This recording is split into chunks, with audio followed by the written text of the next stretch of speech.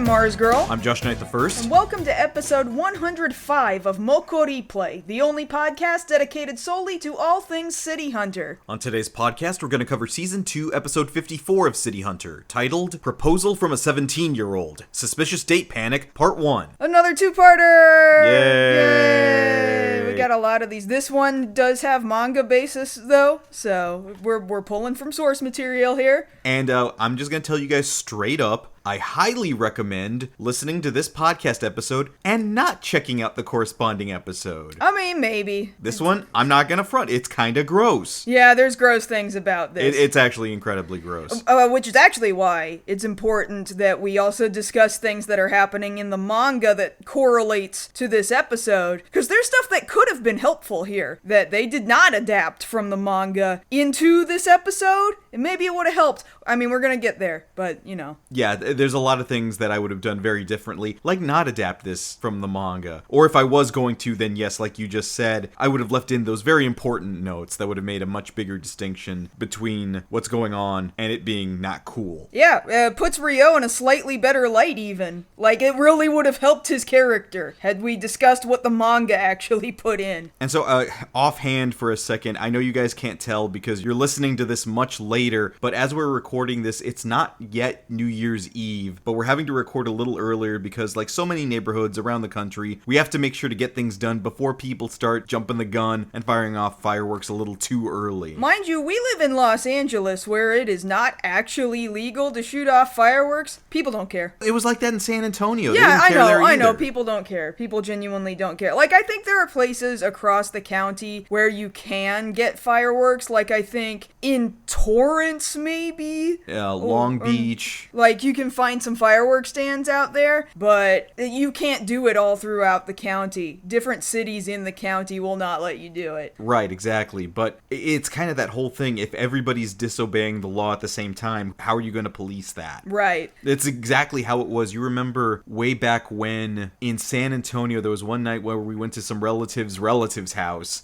on the west side, and the whole street had fireworks out in the street. The cops just kind of had to be like, all right, let them have 10 minutes of fun, and then we got to pretend to crack down on them. Yeah, like, after that's about all 10, they could do. It was about 10-15 minutes of glorious firework display, and then woo, like they weren't actually going to pull anybody over or arrest anybody, just real quick, yeah, just to come disperse. on, guys. Yeah, all right, knock it off. We say all that to say Happy New Year. This probably is out on New Year's Day. Probably. Hopefully. Yeah, we're hoping. So, Happy New Year. It's 2024, and you know I was joking about this, but I don't know how serious I'm going to actually About what be. your New Year's resolution's going to be? You know what? What if I started learning French just to start talking to French fans of City Hunter / Nicky Larson, right? Because apparently you guys are out there, and I tweeted about this, and 2 English-speaking French City Hunter fans replied to me saying, oh, that would be so cool. There's only so many of us that actually speak English. You should start talking to us. So I guess there's a motivation and a reason to do it. So that is the only reason why I would want to learn French. Guys, I don't know anything else about the country of France. I don't know anything. That's not entirely true. We saw the movie Ronin last night, and that was in France. I mean, those were some pretty good action sequences. They were. They were really alright, good. yeah. Could have used more Mini Coopers. Could have used more Ronin. It could have. But I digress. So let's go ahead and get right into this week's episode so we can go ahead and get the icky stuff out of the way, of which there is, unfortunately, an abundance. Yeah. So like most City Hunter episodes, we start off with Ryo harassing a woman. Well, and mind you, that's not the worst part of this episode. No, it really isn't. So he's chasing her around Shinjuku Station. In the manga, there's a reason for them to be there. Both he and Kaori are down there looking at the chalkboard, trying to see if they have any work that week. And I don't think they did, but that doesn't matter. That sets up the reason why they're down there in the first place. And it's not a big deal that doesn't pop up in the anime. We're just, bam, here we are. We're in the train station, and Ryo's chasing a woman around the train station. And as he's chasing this woman around the station, clearly she doesn't want to be chased. There's this high school girl off to the side who's observing this happen and is instantly fed up with it. She's like, I don't want to see this. This is bad. I got to do something to stop it. And so what she does is she gets a hold of this like swimsuit model standee that's in the corner of like a bookstore there by the train station, picks it up and puts it on the train that just arrived there share on whatever platform they happen to be closest by. In the manga, what she has picked up is a porno mag, and she unfolds the centerfold, and it's a nude woman, bare-breasted and everything. This swimsuit cardboard cutout thing that they've done for the anime episode is like, she's wearing a two-piece, and she's covering her breasts with her hands, so, you know, it's going to television. We got to at least try to not put boobs on TV. Oh yeah, boobs aren't the problem here, and the stuff that's coming up, no problem there, apparently. Yeah. So, Ryo, as he's chasing this other woman around, sees the standee, and because he's in motion, he thinks, oh, that's a real hot woman who happens to be showing a lot of skin on the train. I'm gonna go harass her. Yeah, because that's a very normal situation that's just happened. Swimsuit woman with her top off, standing on the train just for him. And he goes running after the train, and unfortunately the door slams right in his face, and it's comical, kind of Wile E. Coyote sort of smashing into the side of a mountain sort of a thing. Right. However, in the manga, of course, Ryo's got a boner. He's just like, I've seen hot women, I can't keep this thing down, I'm gonna follow it wherever it leads, and it's leading to this train, and the train door is closed, just like it does in the anime, except it's not his face slamming into the door, it's his dick getting wedged between the doors. And I mean, that's And see, this is the funny. thing. We hadn't checked the manga yet when we were rewatching the episode, and I just stopped the playback right there, and I was like, I bet you $5 that's his dick caught in the door. You can tell where the censorship for the anime starts. Well, because, yeah, now after a while, getting a feel for how they both play out over an episode, you can tell, oh, this is where a dick joke is missing. Basically. But he pries himself away from the door in both instances, and he's very upset at this girl, and the girl is just like, I can't stand looking at you. Why are you doing this, you piece of shit? And she, like, smashes down the train window on Ryo's hand, because he's, like, holding on Spider-Man style outside of the train window, and she manages to get him off the train. Well, good for her. Yeah, good for her. I'm on her side. Yeah. Like, let's get that straight. And so Ryo slumps back over to Cat's Eye, because apparently he and Cowdy have a meeting with a new potential client. And this client, who's an old man by the name of Takeda, is initially asking for something that sounds within City Hunter's wheelhouse. He is asking for protection for his granddaughter, because she is, for some reason, getting stalked by just a horde of men every day for the last 2 weeks. Absolutely harassed by just a flock of dudes. And so Ryo's first question is like, oh, well, if that's the case, then she must be pretty hot, right? And the grandpa is like, yeah, I guess that's true. Ryo's like, oh, so you appreciate hot women too, huh? The grandpa's like, yeah, I sure do. In fact, my granddaughter's so hot that if I weren't related to her, I would want her myself. And I was immediately like, no. We are not cool with that. No. I've heard somebody talk like that before. A very large orange man has said things very similar to that. And, let's not go here. We should not be going here. But Ryo is like, he's kind of going along with this as the grandpa's, like, describing his granddaughter. And I'm already, like, skeeved out because Ryo's not stopping to think, yeah, it's kind of fucking weird that a grandpa would in any way be physically attracted to his own relative like that. Your own flesh and blood. You sicko. What I think helps in the manga that does not come across in the anime is that first, like, the grandpa starts describing his granddaughter's measurements. Her waist, her bust, her hips, whatever. And then says, and she's 17. And Ryo goes, excuse me, 17? And the grandpa goes, yeah, she's a sailor uniform girl. And he's very cheerful and chipper about this. And Ryo immediately switches gears like, no, this pedophile grandpa son of a bitch. Like, he's got this really pissed face. He describes this guy as, like, kono nori kon Gigi. Yeah, like, this lolicon pedophile. Old man grandpa. Literal grandpa. And right? so Ryo in the manga clearly has a problem with this. And I wish they had left that in there. I mean, I wish he had had a problem with the fact that he's attracted to his own granddaughter. Too. But at least he was like, okay, I'm with you at being attracted to your own relative, but I need to stop you at being a pedophile. No, both are wrong. I know, both of them all are wrong. Both are bad. These are both bad things. And then Ryo kind of also continues like, man, let me tell you about the high school girls, okay? Because I just was in a situation where a high school girl injured me, and I just recovered from that injury, and I don't ever want to see another high school girl again. Well, let's see who's behind curtain number 1. It's that high school girl. So we cut back to where the anime is. The anime meets where the manga like left off for a second, and now we're back on track. And yeah, here comes that same girl who shut his dick in the door on the train.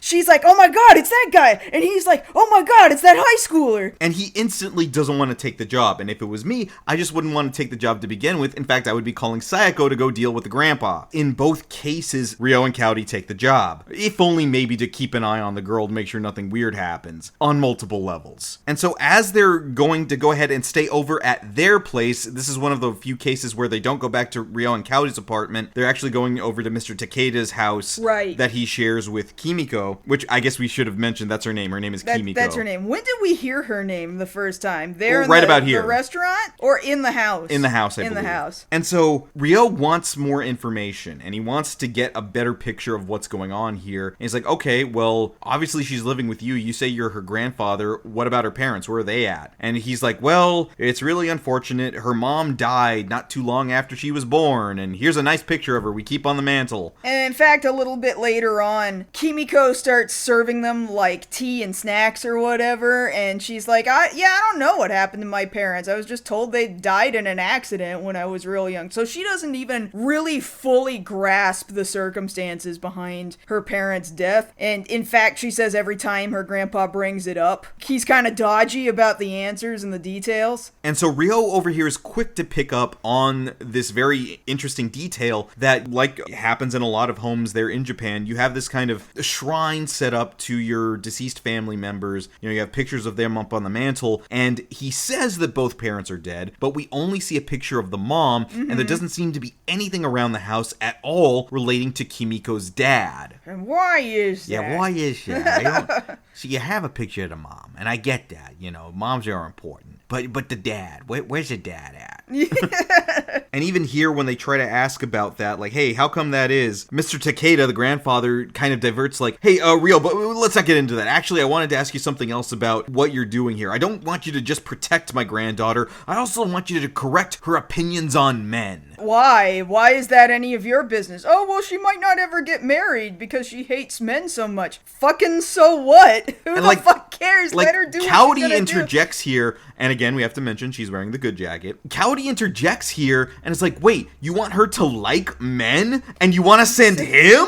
Yeah, you're just gonna make her hate men even more. And he insists, oh no, if she sees how much of a piece of shit Ryo is, she will definitely like men better. And I'm just going, what the fuck does that mean? What kind of logic is that? I don't get it. Is it that he thinks, oh, well, if she just sees the worst in men, then she'll think all of the rest of men are great.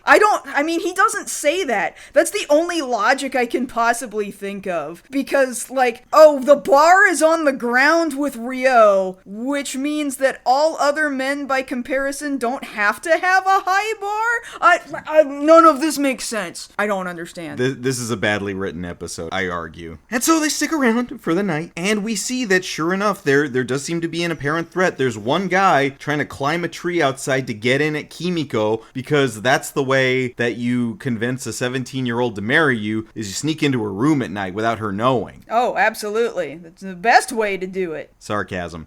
And Ryo catches the guy and chases him off. And for whatever reason, the next morning, Ryo's like, you know, I don't really think you need my help. You're probably fine. You know what? We got him. It's fine. It's great. And folks, we got him. We got him. And she's like, I don't think you understand.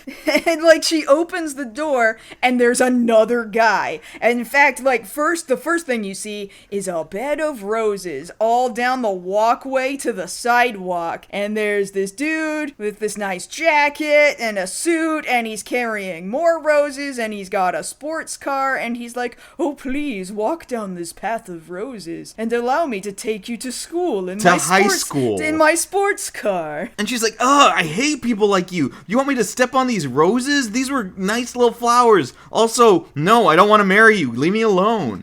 And I'm over here like, and this is kind of the way it's supposed to naturally occur in the episode, is that you're starting to get more and more curious as to why this keeps happening. Because not only does she tell this guy, I'm not interested, as soon as she comes around the corner of her own fence, this other guy shows up, this punk rock looking guy. And he's like, hey, baby, I wrote you a rock song. You want to hear it? Here it goes. So bling, bling, bling, bling, bling. And then he starts singing. What's your name, Kimiko? All right, here's a song I wrote called Sarah. Which, you know what? There is a song in this show called Sarah. This is not that song. I don't know what song this is. Yeah, he's not, like, when he starts off the lyrics with, oh, Sarah, and we're like, oh, are you gonna try singing the opening here? And it's like, no. No, the lyrics he's got are like, I don't know who that is, but everybody knows her song. And so a part of me is like, this actor knows that the opening to this TV show is Sarah, and he doesn't know how it goes. So he's just making it up as he goes along. Like, this is the worst Fence of Defense cover band that I've ever heard. And so she goes past this guy because she's not interested in him either, and then just like a wave of suitors comes flooding down the street after her, like, oh my god, please marry me, and they're all like grown-ass men. Yeah, like, come on guys, what the fuck?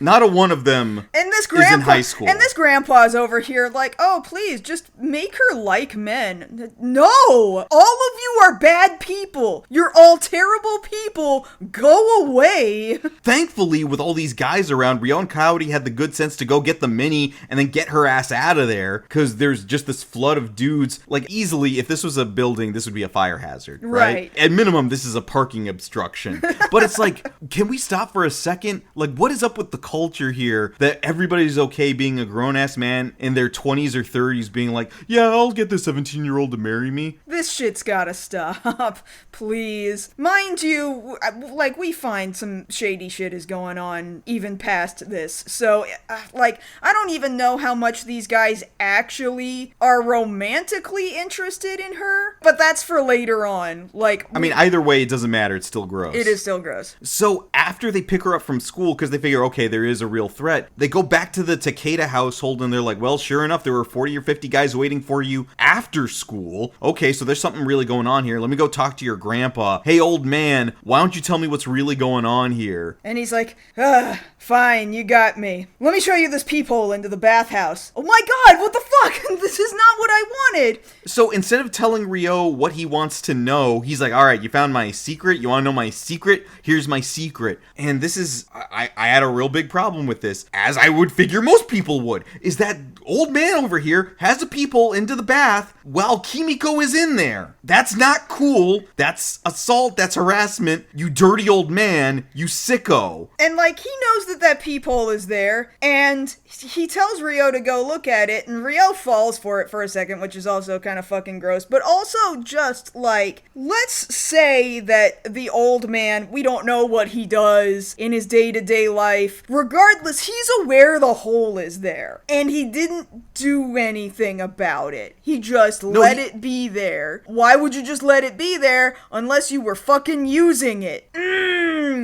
Man. Yeah, this is a hella problematic episode. And thankfully, after a second, once Rio falls for it and looks in and sees who's in there, he's like, hey, wait a minute, I didn't want to see this shit. What the hell? Yeah, I was asking about what's up with all these dudes following her everywhere, because this isn't fucking normal. And so inside the bath, Kimiko's like upset that they're arguing or that Rio was even looking at all, because she realized that he was trying, because apparently she's aware of what it's like when somebody's looking. Right. And how would she know that before Rio, unless she'd caught somebody else? It's upsetting that she's not mad at her grandpa for doing this or allowing this to be possible. Like, if she doesn't know what to do, like, I understand that to a certain That's extent, true. but it's like that shit ain't right. No. It ain't right. And so Kimiko, of her own volition, comes to this conclusion that the easy thing for us to do is to pretend that I've already got a fiance. And then if all these suitors see that, then they'll back the hell off. And Ryo, thankfully, is like, well, fuck that. I don't want to do that. I don't want to be anywhere near you. And she's like, you know what? I don't want this either. You don't want this. I don't want this. But we just gotta have to put up with it and do it. And so they both kind of mutually agree, fine, all right, we'll do this tomorrow. And for a second, Ryo's like thinking about backing out, but then Kimiko hits him with the, if you don't commit to this, I'm gonna tell Cowdy what happened yesterday with the peephole. So he plays along real fast after that. And come to think of it, I don't think Cowdy hit him with the hammer this episode. No. Although in the manga, the hammer comes out a couple of times. As well it should. Yeah. And sure enough, as soon as they exit the door again, the rich guy with the sports cars out there being like, hey, baby, I was waiting on you. You want to go out for a date? And she's like, hey, look, I have a guy with me. You see this? You see what's going on here? Mm-hmm. Fiance. You understand it? You get it? All these guys are just like, no. And I say all these guys because the guy with the car is, of course, shocked. But also a bunch of dudes are just hiding in the trees up and down the street. And they have also overheard this. And they all just fall out of the trees into like a bunch of pervy ninjas.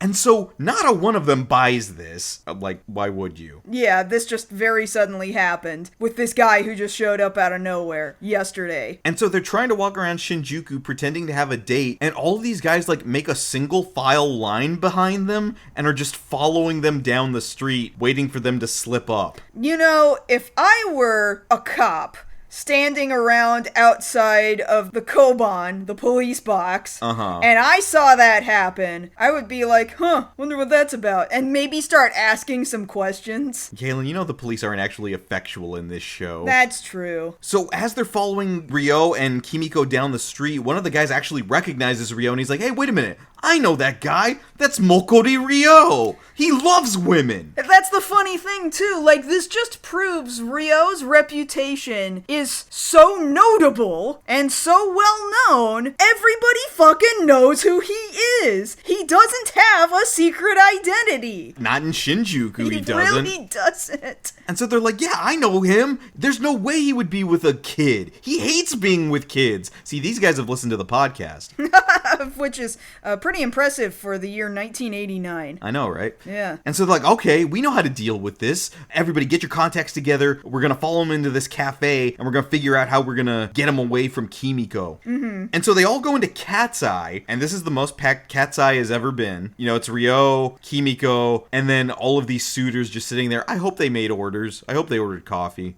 Yeah, because it would be nice if Umibozu and Miki could actually, make some sales in there. Because Ryo makes a good point when he says, oh, come on, it has never been full in here. Not even once. Yeah, he should have just started charging people for coffee and sandwiches. And you know they got money. Yeah. And sure enough, as they're sitting there in Cat's Eye, in walks this mature, voluptuous woman with long black hair, very nice clothing. And she goes straight up to the counter where Kimiko and Ryo are sitting. And she's like, ooh, mind if I sit next to you, big boy? And Ryo is kind of sort of starting to fall for this flattery. Mind you, the guys in the cafe have already said to each other, we've cooked up a plan to put this guy in a trap to prove that, he doesn't actually want this kid. He wants some other woman that clearly looks like she's interested in him. So the assumption is that this woman is that trap. And Ryo is playing to type here. He does want that kind of woman. But here, he's having to be reminded by Kimiko, you're on the clock. Oh, right. Sorry, ma'am. Can't do it. I'm with the 17-year-old, and I'm only interested in her.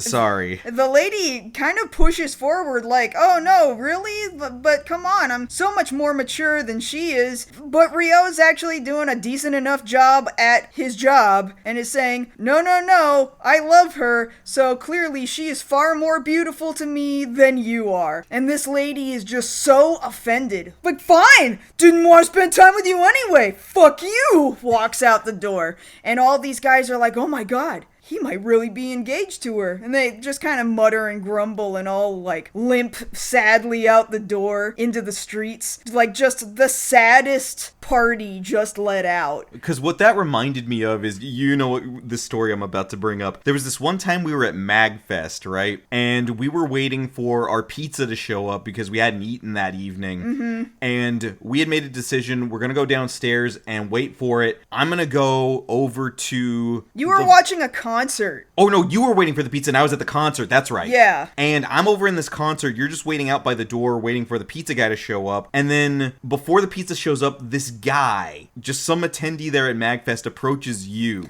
Yeah, and like, I didn't want to be talked to, so I had to pretend I was on my phone.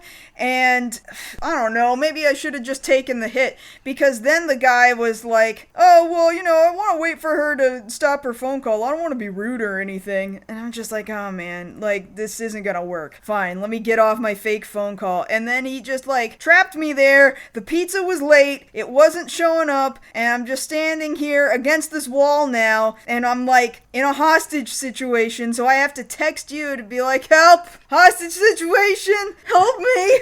And as soon as you tell me where you are, I like book it out of the concert, head down to where you are. I see the guy as I'm coming around the corner, like you guys are ahead of me, and I'm like, oh, I see the kind of guy this is. I know exactly what to do. And I just walk up to you and I go, hey baby, what's going on? And I just plant one on your cheek. Right. Just real, casual like. And dude immediately becomes crestfallen and just in the saddest way possible goes, I gotta go. And he just kind of... he shuffled away. He shuffled off so sadly. And that's literally all it took for this guy to leave. It's very weird. And so that's what these guys are doing here. Like, they've seen one seemingly positive display of affection, and they're just like, I gotta go.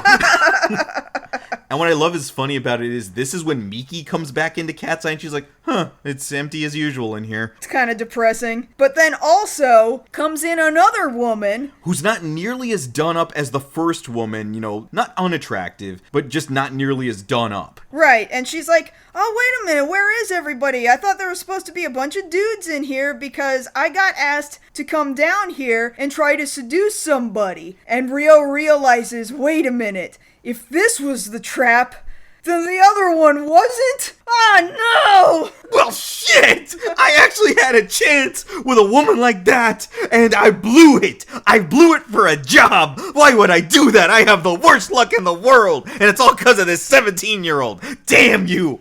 And she's like, well, screw you too. I don't, like, Kimiko's getting upset here. Like, oh, fine, you don't want to be with me anyway? Then you could just leave. And Rio's like, no, you don't understand. I have a preference. You're a job. There's a difference here. And a child. And a child. Like, none of you is what I want, all right? My menu doesn't have a kid section. You understand? Oh, my God. But they go walking down the street now. And as she's yelling at Rio to just like, oh, fine, go home. Then she hears from around the corner in front at her house, her grandpa's yelling at somebody else to go home. And they're like, oh, what's that about? And there's another guy with his kind of nice foreign car parked outside of the front of their house. Like a Benz or a BMW or something. Talking to the grandpa. And grandpa's over here like really upset, like, get out of here. We don't want to hear from that old bat ever again. Leave. And dude's like, all right, fine, damn. And gets back in his car and he takes off. And Kimiko's like, what the hell is that? And she tries to turn to Rio, but Rio is gone. Well, yeah, she told him to leave. Yeah, and he's like, all right, I'm out. Deuces. And so the reason Rio is gone is because he's like, oh, this could be interesting. I'm gonna get in the Mini and follow wherever this car goes. Car goes back to a real big house. Like it's nice, real big, like, looks like a hotel, honestly. Like this mansion set up somewhere. Mm-hmm. And Rio is like cat burglaring his way up the side of the building to where I guess like their living room is on the second floor somewhere. It's definitely not on the ground floor. And he's looking in this window. He's realizing, wait a minute, I know this house. This belongs to the Uesugi group, and this house now belongs to the matriarch of this group, Takako Uesugi. I think, oh, that's her in this window right here. And you need to understand about Japanese conglomerates. What did I say? The Japanese zaibatsu. Word? Yeah, zaibatsu. That's the word that they're using. So conglomerates or zaibatsu, they were these big old wealthy families that controlled quite a bit of Japan's wealth for a really, really, really long time. And like those families still exist to this day, but I don't think they have quite the amount of wealth and power that they once did. Although Some do. like into the 80s for sure, though. Like these guys are considered like the patriarchs, are considered like captains of industry. I want to say Mitsubishi is one of the Zaibatsu. I want to say it's that, and like, is it Hitachi? I think is one of them too. Is Hitachi one? It might be. I can't recall specific names of specific families anymore. But yeah, if that's any indication, like, they've amassed quite a bit of wealth and power and business and stuff like that. Like, there are these mass companies that own all of these other businesses. But they were run by families, owned by families for a long time. Think Succession, but Japanese. And so Ryo's there listening in, trying to see what's going on, and the dude who was there talking to the grandpa comes in like, hey, sorry, Miss Uesugi, we couldn't get him to acquiesce to our demands. And she's like, well, then what good are you? Get out of here. And she's looking at this picture she's got in her hand, and it's a picture of Kimiko, and she's like, not that I finally found you, I'm not gonna let you get out of my grasp, my granddaughter. Oh shit. So, this is the picture that is being painted now. Her grandpa is trying to prevent her from going back to the father's side of the family. Because apparently the father's side of the family was loaded. Yeah. And now we're starting to see this is what's going on, because now we flash over to all of the suitors in some room somewhere, and it turns out they're all connected to the Uesugi group. Because they're all trying to marry this granddaughter so that they can be related to the Zaibatsu, to the conglomerate family, and also be fucking wealthy. Yeah, this is all about money. Yeah. This is a power grab. Well, it's a cash grab and a power grab. Yeah, very true. And so they're talking about it, and they're grumbling about it, and slightly fighting about it. But then finally the guy who, like, had a bunch of roses and the nice car. The rich asshole. The super rich asshole is finally like, you know what? We should have just done the smart thing in the first place, and she just shouldn't even be in the picture at all. And I'm thinking, well, what good would that do you guys? Like, if you are suggesting you're about to off this child, how is that going to help you? I don't really understand the plan that they're about to come up with. That didn't really make a lot of sense, because you would need to be connected first and then off her, unless you think there's some more direct way to power and money. Uh-huh. And meanwhile, back over at Kimiko's house, she is now kind of relaxing, knowing that Ryo's not around anymore, but somehow she's starting to think more about him and think like, oh, well, maybe I should, like, change the soap I wash with because he was making fun of me smelling like a little kid, and I can switch bath soaps to smell more mature, but why do I even care about that? I shouldn't care about that. You know what? I'm gonna go make dinner. Wait a minute. I can't reach the top shelf. I wish there was a big strong man like Ryo around. Why am I even thinking that? I shouldn't even think that. You know, I'm just here making dinner for 4 people. Why am I making dinner for 4 people? I don't even care that there's anyone else here. Grandpa comes in and catches on like, so you're thinking about Ryo, huh? And she's like, no! Stupid. Then Ryo shows up. Oh, wow. He came back. Yeah, because now he knows what's going on a little bit. And he's like, oh, look, you made soup. Great. And she's like, well, I didn't make it for you, Baka. Like, she's stereotypic tsundere right here. Yeah. Runs off into her bedroom and starts calling him stupid, even though she's smiling while she's calling him stupid. I mean, look, she's 17. She's not the most unrealistic part of all of this, honestly. No, God, no. She's actually not the worst part of this episode. No, thankfully. And so while the grandpa's reading his paper there at the table, which clearly has a Sunrise advertisement on it. Yeah, good job getting your names on screen again, Sunrise. You did it. Ryo just tells him straight up, hey, I understand the secret now. If Kimiko's in a position to inherit this vast Zaibatsu's fortune, then yeah, you're gonna need protection from all these suitors who want in on it. Yeah, that's the episode. That's it. That's the episode. That's all there is to it. I felt like that was kind of a weird place to just stop. I mean, mind you, yes, it's a 2-parter, so it's gotta stop somewhere, but it was just kind of...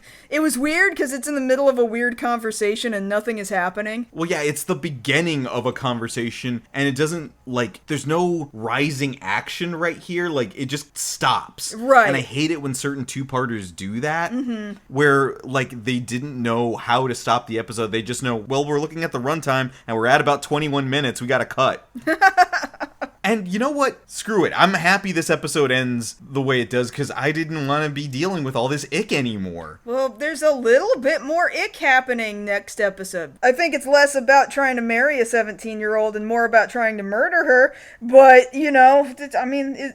Is it weird or wrong that I'm saying I would prefer that over this? No, you know what? Don't say that. I don't think any of this is good. None of this is good. No, you're right. None of it's good. None of it's good. Like, this is one I wish they hadn't adapted. I wish I didn't have to know about this. And I wish, again, like you said at the very beginning, if they were going to adapt this, that they had left in the part about Rio being very clearly, vehemently against the grandpa, because the grandpa's a pedophile. A pedophile and incestual, so... Yeah, so that's a double no. No! Man, fuck this grandpa, but please don't No, actually... just arrest him and make him go away for a very long time. That's what I want. He's way worse than whatever this conglomerate is trying to do. Get her to safety, please. Yeah, like, for real, like, none of that shit is cool. This isn't that entertaining in the grand scheme of things. Like, we talk about the funny parts of this episode, but I'm being straightforward. Like, that part really, really upset me. We didn't even get the dick joke. Like, we could have done with the dick joke. We could have had a dick joke. You could have slammed his dick in the door. That would